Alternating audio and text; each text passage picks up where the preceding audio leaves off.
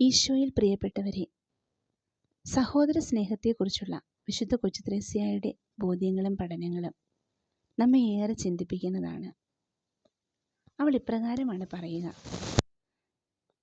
ദൈവത്തെ പ്രസാദിപ്പിക്കാൻ ശ്രമിക്കുന്നത് പോലെ നാം സഹോദരങ്ങളെയും പ്രസാദിപ്പിക്കാൻ പരിശ്രമിക്കണം. നാം നമ്മെ സ്നേഹിക്കുന്നത് പോലെ മറ്റുള്ളവരെ സ്നേഹിച്ചാൽ പോരാ.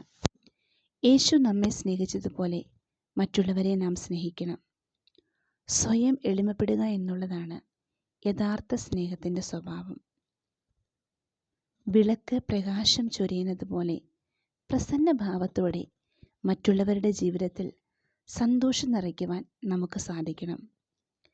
യേശുവിനെ പ്രീതിപ്പെടുത്താനും സന്തോഷിപ്പിക്കാനും നാം ആഗ്രഹിക്കുന്നത് പോലെ നമ്മുടെ സഹോദരങ്ങളെ പ്രീതിപ്പെടുത്താനും സന്തോഷിപ്പിക്കാനും നാം ശ്രമിക്കണം.